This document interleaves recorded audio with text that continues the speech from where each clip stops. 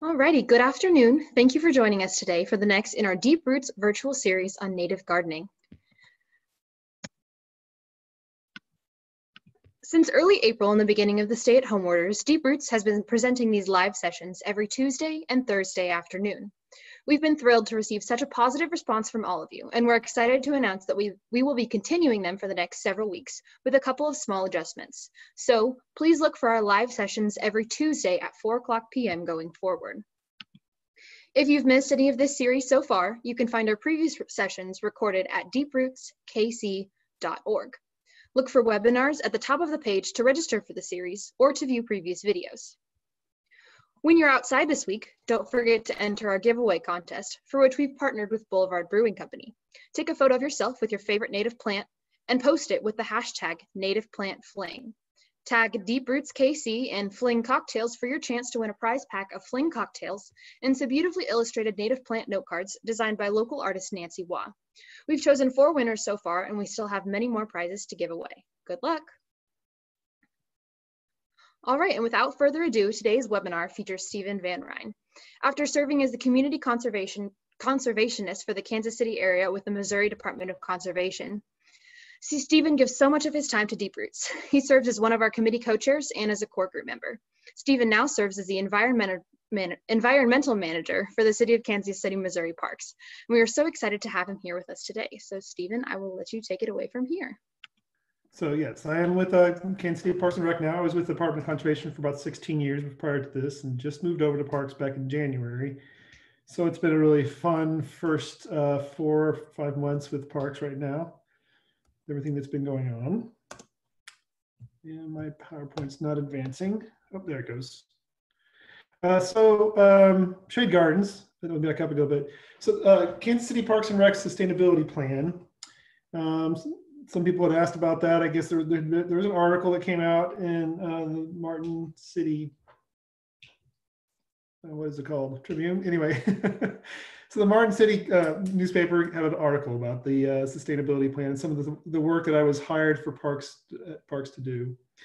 And this is just a bit of the sustainability plan. It was formed with the help of Deep Roots. At the time, they were Kansas City Native Plant Initiative. And if you go to the Kansas City Parks and Rec website, under Natural Resources, you can find a copy of the plan, and it has the old logo for Kansas City Native Plant Initiative, which of course is now Deep Roots. And some of the highlights of that are that we're going to be looking to change over some of the annual beds. Currently, the Parks Department still manages about 100, over 100 annual beds.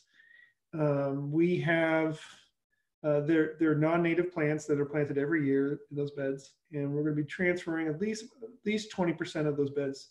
So about 20 total beds, maybe a little more than that. And honestly, I think the plan now is to move beyond this to continuously replace those annual beds with perennial native beds, so we can stop having to buy plants every year, and we can reduce management and increase habitat and all the great things that come with using native perennials over annuals.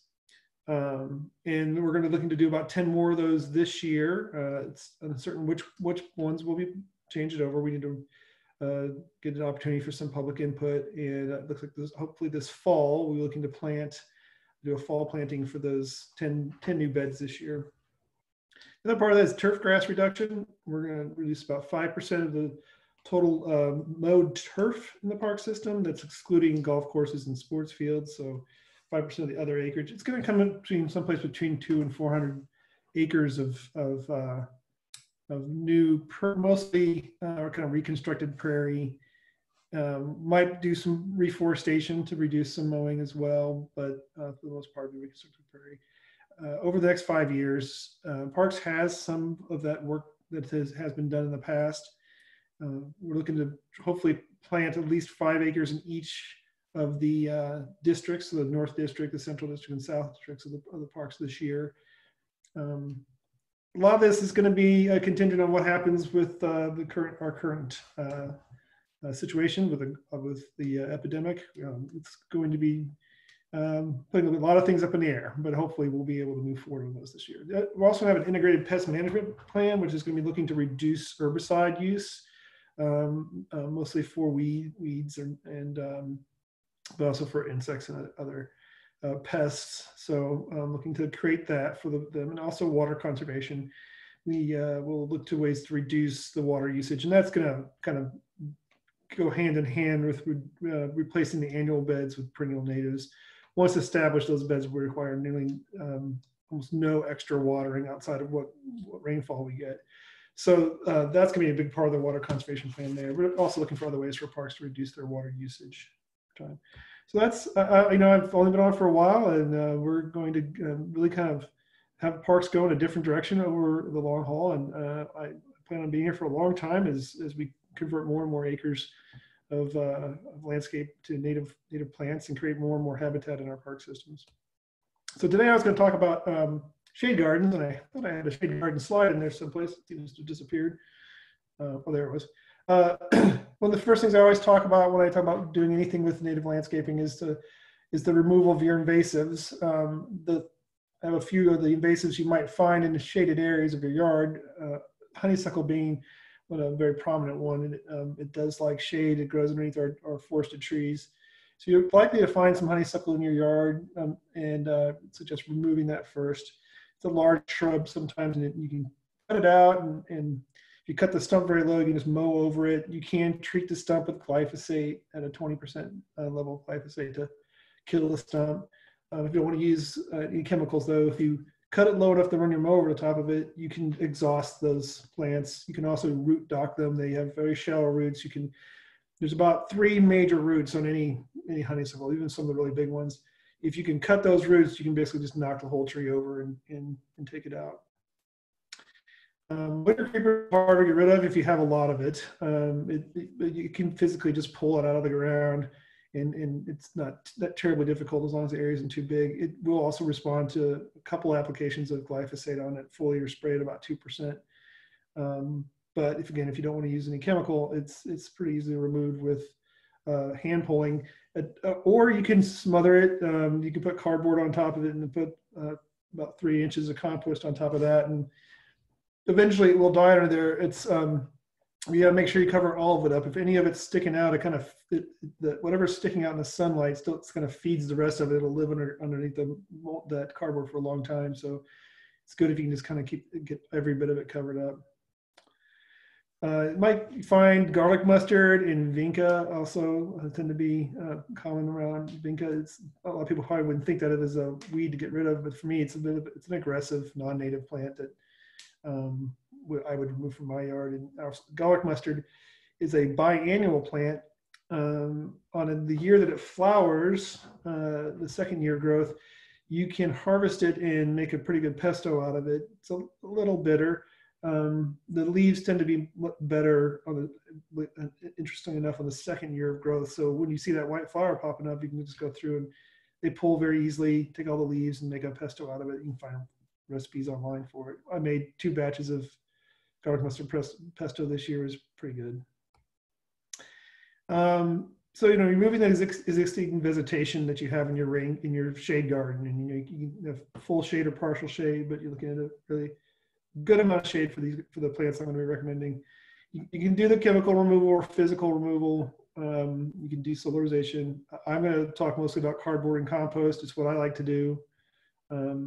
Or if you have an area that's so shaded that you really don't have much growing there, you may have a few lawn violets. You might check and see what you have growing there. You might have a few natives already in that spot. You could just start planting into it and not even worry about removing too much of the vegetation that's there if it's densely shaded enough. But this is what cardboard and compost kind of looks like. You lay down your cardboard down, make sure you're overlapping about 6 inches. Get some compost for it from one of the sources in town, but you don't have to buy really expensive compost, and get about 3 inches on top of that to hold the cardboard in place. And if you do that about 2 or 3 weeks before you're ready to plant, by the time you're ready to plant, the cardboard's usually soft enough you can just put a trowel through it and then plant right into it. I find this can kill most of what's there. It also kind of suppresses weeds for the first couple growing seasons. It's a little labor intensive, but it's the way to get to your point where you want to get planting without using any chemical. The other thing that using the compost and the cardboard does is that if you have a shady spot that doesn't have really humusy soils or organic soils in it, A lot of these plants do like to live in the other story of our forest, these shade plants, and so they do like a little extra organic matter. So you're putting that organic matter down with the plants. It's a good way to start doing a shade garden, to add that in there. I don't normally do soil amendments when I'm using natives. I'd like to let them just deal with whatever the soil is. But in this case, it kind of makes sense when you're dealing with the shade plants. So onto the plants. Wild ginger is one I'll always put in a shade garden. I think it's a great ground cover. It has a really beautiful leaf. It stays green throughout the whole season. It produces these really nice purple flowers you see there. They're fly and ant pollinated and beetle pollinated because they smell like carrion. The purple flowers do this. They smell a bit like a raw meat, and they're down low to the ground, and so you get different critters will climb up in there thinking they're getting a piece of something rotten, and they'll pollinate it. But those are fairly hidden underneath the leaves. You don't see them; they're not very prominent. The main reason you plant it is in terms of aesthetics anyway, is for the pretty foliage. It's not a great picture. It's a little fuzzy. It looks like this is Pennsylvania sedge, Carex pennsylvanica. It's a great just general filler of your shade garden mixed in with all your other plants. It gets I wouldn't say it's aggressive, but it does spread. You could also choose oak sedge or cedar sedge to go in there. That are a little more clumpy. Might be good sedges to put. Or gray sedge, Carex grayi. It's pretty tall. It has enough sun. It gets pretty tall, about almost a foot tall. So it's a little bigger than some of those other sedges I just mentioned. But it has a really interesting seed head on it. It's a spiky ball that is kind of attractive. It's a very nice sedge. Sweet William, I love this. It's a long blooming phlox that spreads slowly. It doesn't outcompete other things, but it spreads nicely through the yard. It is, like I said, I think it flowers for quite a long time compared to a lot of other plants. It's not forever, but it's a nice long bloom. And it pairs really well with Pachyra obovata. The two of them bloom at about the same time. And you have this purple and yellow mix in the yard, and they live happily next to each other. They both spread about the same rate through the yard. They make a really nice combination for that part of the year, early in the season. The Pachyra here will die back, so these flowers will they'll get a little light fluffy seed on top, which you can spread easily yourself if you want to. And then you can remove the dead heads if you so choose. And the rosette on the ground there stays green. It's almost wintergreen, not wintergreen, evergreen. It stays green throughout the winter and spreads, makes a nice ground cover. Dittany, it's a really neat kind of mini shrub of a plant. The coolest thing about Dittany is that it forms frost flowers. You see there, it has there's fluid in the stem that when you get the first couple of hard frosts, becomes under pressure as it tries to freeze and expand, and then it eventually cracks the side of the stem. And then when it does, it pushes that super cooled water out, and it freezes as it pushes out and forms those ribbons of ice that look like flowers. Sometimes they'll come out and look almost like a rose. So it's a really neat thing you can do that a little extra fun with your garden is to have Dittany in there so you can see frost flowers created. So Indian pink is one of the few red flowers you can get, native flowers. We have red flowers in our native palette, but this seems like it's one of the colors we don't have as much. We have a lot of purple and yellows and whites.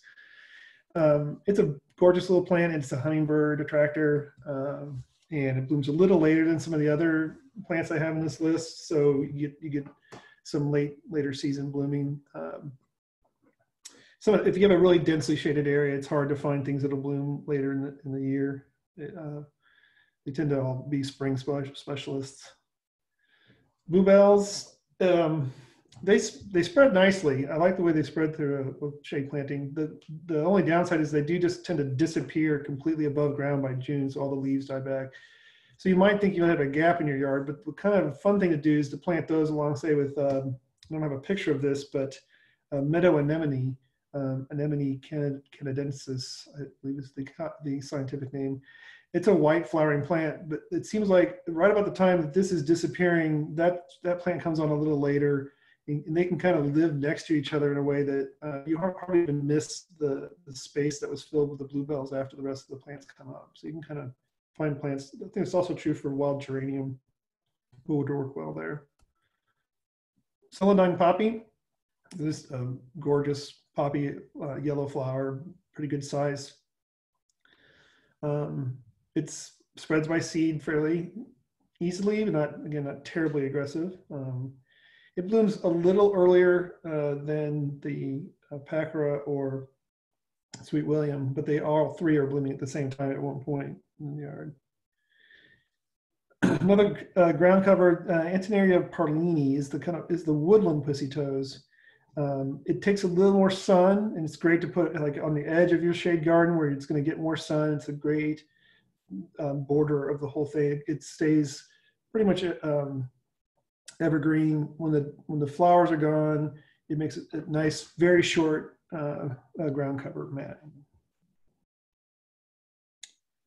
And then Robbins plantain, I don't know, there's something about it's just a neat plant. I like it. I don't have much else to say about the fact that I just kind of like to see it. In this picture, it's growing in front of bloodroot, which you can get. There is a double bloodroot that is all the parts of the flower that are pollen or all the reproductive parts of the flower have a mutation that puts them into more petals. So it's a double petaled bloodroot. It has the most brilliant white flower you can find. They're a cool plant. They're a true spring ephemeral. They also kind of just disappear after the first, and they flower for a very short period of time. So you'd have to have them kind of tucked away around some other things. They seem to, in the wild, grow around limestone areas. So if you had a little rocks to put them around, I think it'd be a great addition. This is my home in Liberty, Missouri, back in the day. I haven't lived there anymore. And I had the entire front yard planted to natives. I did have, at that time, I planted grass there is river oats, which will do well in the shade, but it's a very aggressive plant. I don't recommend planting it unless you're sure you're gonna be able to keep on top of it and keep it back. But you can see the Sweet William, and you can see the roundleaf groundsel, the Packer obovata, blooming at the same time. You can't see is there's a cascading hill of ginger in front of that.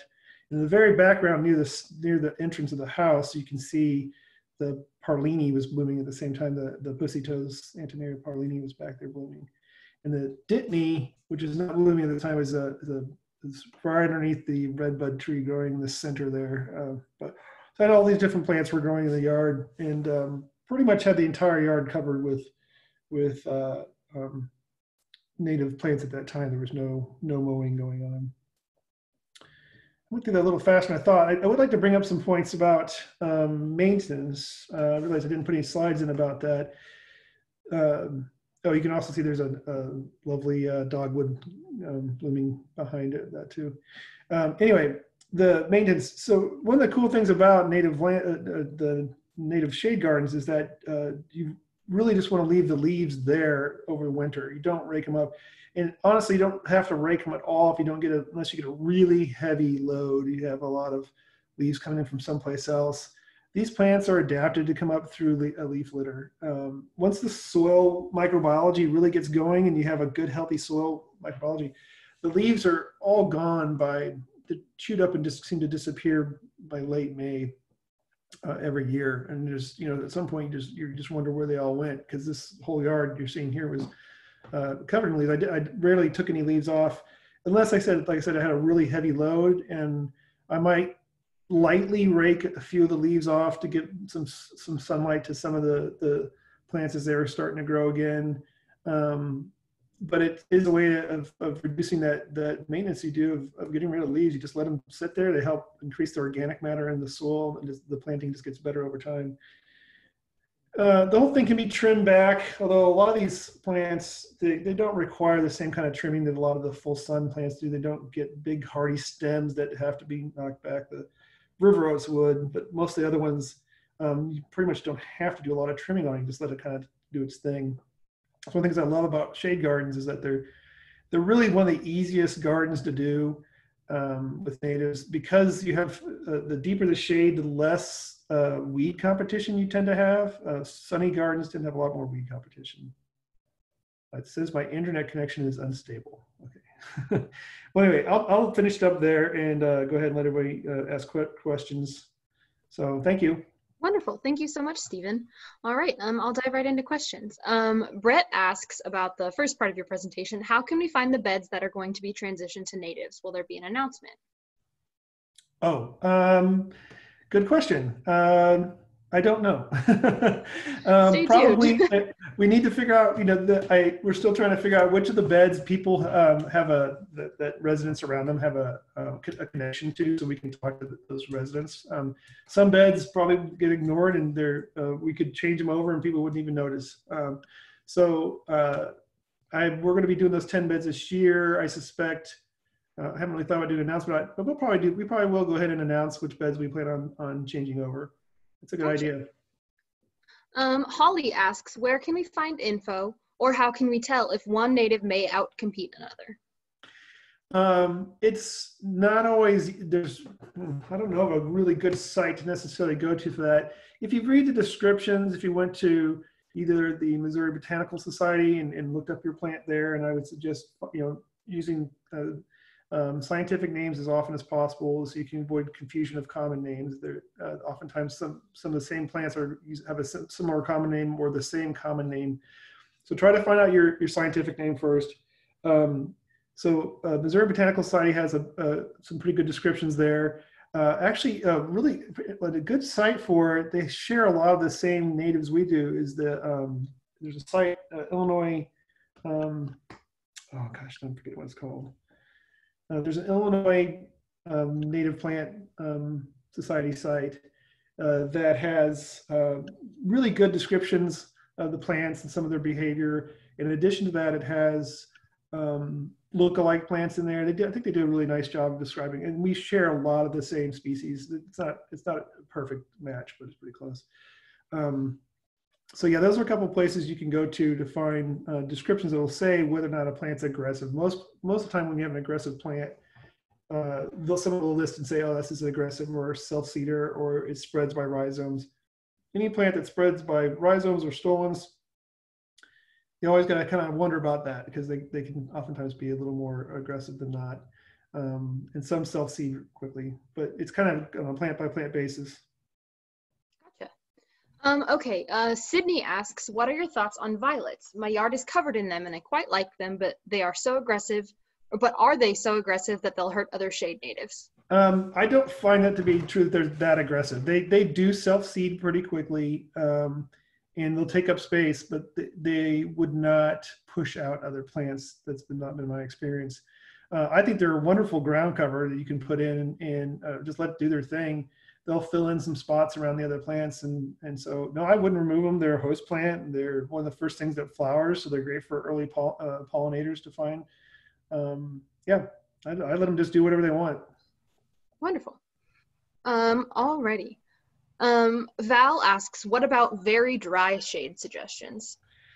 Most of this picture I'm showing here was a pretty dry yard, and so all those plants that I listed do pretty well in dry conditions. Yeah, they all were fine out there, and that was a pretty well drained yard, I have to say. So I think it's almost harder to find really wet shade plants than it is to find the drier shade plants. Alrighty. Anne asks, what is the difference between Pacera obovata and Pacera oreillera? I don't know if I said that right. Yes. Are they the same thing? Yeah. They're the Pacera aureus. This is my understanding of it. That if you're asking how to tell the difference between them, I'd have to go back and look up. It's the leaves. And the aureus is a little more aggressive spreading. It's also a little more. It's a little taller. And so it's a little more robust of a plant than it is the Boveda. It takes a little more sun than Boveda does. Boveda tends to be a more shade tolerant. but I can't remember exactly how to ID the difference between the two of them right now. Sorry. Gotcha.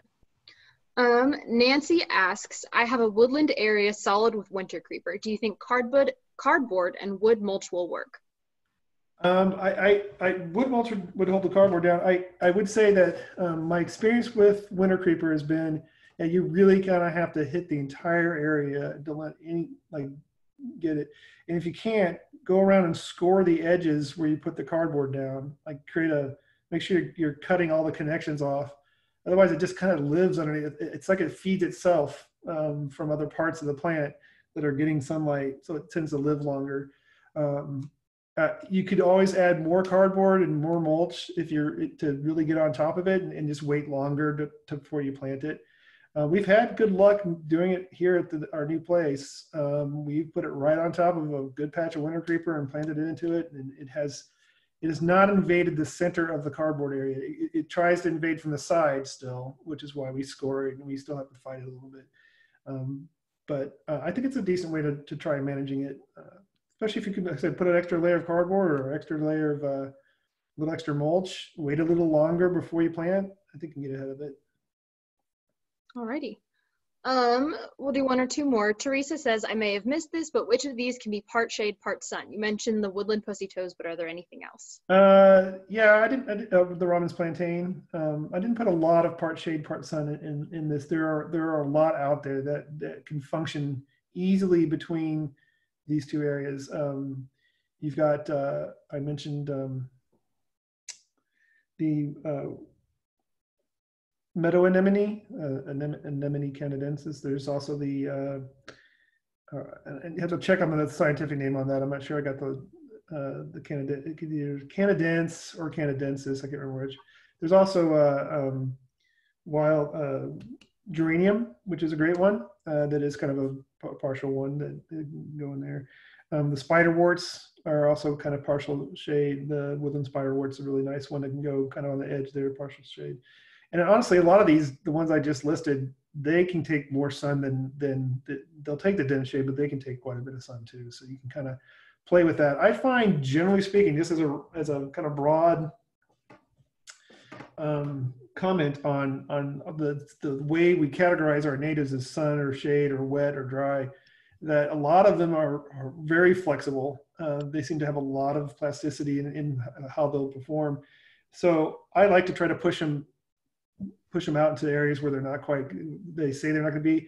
In a truly native intact ecosystem where they're competing with, like you have a shade plant competing with a full sun plant, maybe they wouldn't be able to persist there. So we find them in nature where they're best.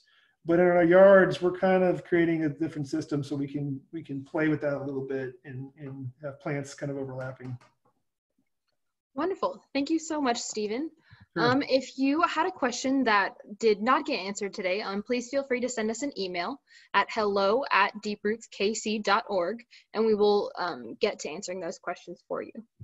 As we finish today, please head over to our website at deeprootskc.org, where we can help you find plants, plant a garden, locate helpful resources, and more. You can also watch recordings of our previous webinars if you've missed one of them. If you're enjoying this series, we'd sincerely appreciate your support in the form of a donation, and you can do that on our website as well. Don't forget to introduce us to your favorite native plants and join in on our native plant fling giveaway with Boulevard Brewing Company and their fling cocktail collection. Next week, we will continue this series with Patty Ragsdale of Happy Apples Farm. She'll be talking about her favorite native plants for sun, so if today's webinar left you wanting to learn more, be sure to tune in next Tuesday at 4:00 p.m. Thank you for joining us, and stay safe out there.